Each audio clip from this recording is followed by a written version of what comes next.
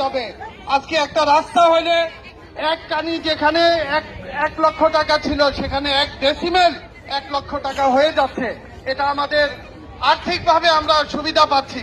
কাজেই আমি কথা বাড়াবো না, আপনাদের কাছে অনুরোধ, আপনারা বিবেক বিবেচনা দিয়ে অন্যান্য প্রার্থীরা কে কি করবে সেই কথা বলছে, আর উনি হচ্ছে কি করেছে সেই কথা বলছে আপনাদেরকে।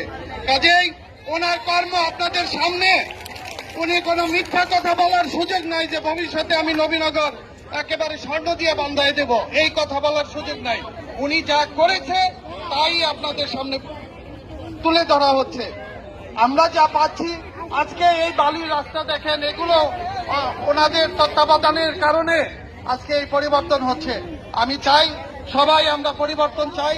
নবীনগর এক সময় অনেক উন্নত পৌরসভা হবে, এই আশাবাদ ব্যক্ত রেখে এবং মাইনু ভাইয়ের জন্য সকলের কাছে দোয়া রেখে আপনাদের কাছে অনুরোধ জানাচ্ছি, আপনারা যার কর্ম রানিং আছে তাকে দেওয়ার জন্য।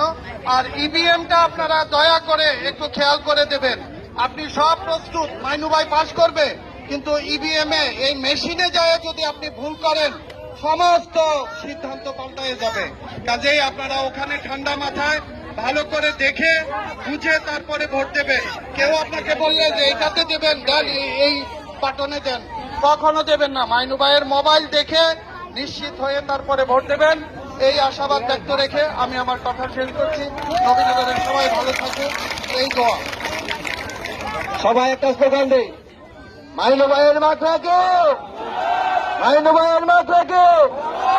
এই পর্যায়ে বক্তব্য নিয়ে আসছেন আমাদের মাঝিকরা গ্রামের কৃতি সন্তান জনাব মাসুদ রানাকে এই মূল্যবান বক্তব্য রাখার জন্য অনুরোধ করছি।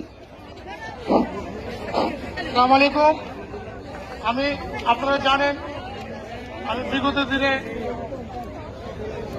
সিরাত কমিটির আমি ছিলাম সভাপতি চারগ্রামে, আর মাইনু ছিল সেক্রেটারি।